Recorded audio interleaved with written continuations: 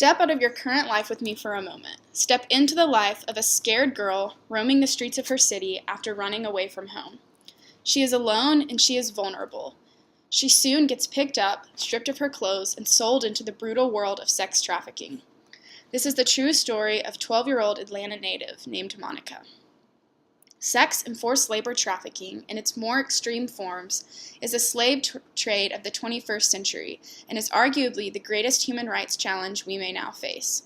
This is a quote from Marjorie Stone in her 21st Century Global Sex Trafficking article from the English Studies in Canada Journal. Likewise, Dr. Nancy Boxall from the Fulton County, Georgia Board of Commissioners and Deborah Richardson from the Atlanta Women's Foundation state in their peer-reviewed article from the Journal of Women in Social Work that the number of children sex trafficked annually ranges from 500,000 children to 10 million. It may surprise you that the average age of a prostitute in the United States is 14 years old. Okay, so you know that this is happening in America, but where and how is it happening?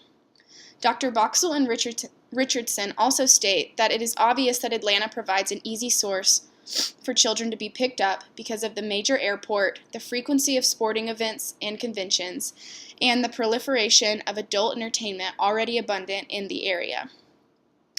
A study by Jennifer Cole and Jenny Sprang, who are both involved at the Center on Trauma in Children at the University of Kentucky, shows that in the U.S., child prostitution and sex trafficking are actually happening in both metropolitan and rural communities.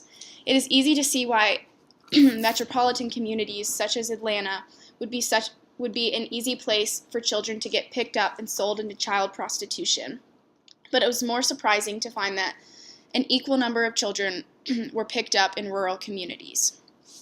It may surprise you that contrary to popular belief, such as in the movie Taken, children and older girls are not picked up off the streets at random, but the study shows that 77% of victims had a strong relationship with their trafficker beforehand. This shows us that sex trafficking is a network that uses the internet and people they have planted in schools and businesses in order to victimize young girls. It may also surprise you that only 41% of girls were transported to a different community after being trafficked. This should tell us that what is happening is going on right under our noses. So we know where it's going on, and we know how it's going on. So what are we supposed to do about it? There are several non-government organizations in the U.S. that have recently formed, such as the Global Alliance Against Trafficking in Women.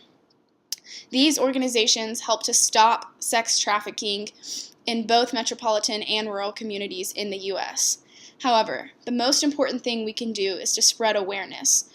We can continue to learn more about sex trafficking and child prostitution in the U.S., and we can let people know that it is happening in our cities.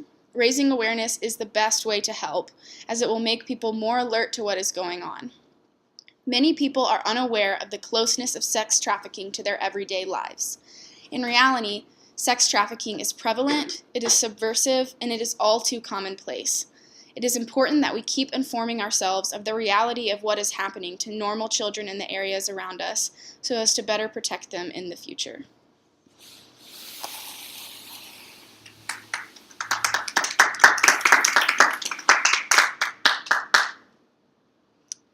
Wow.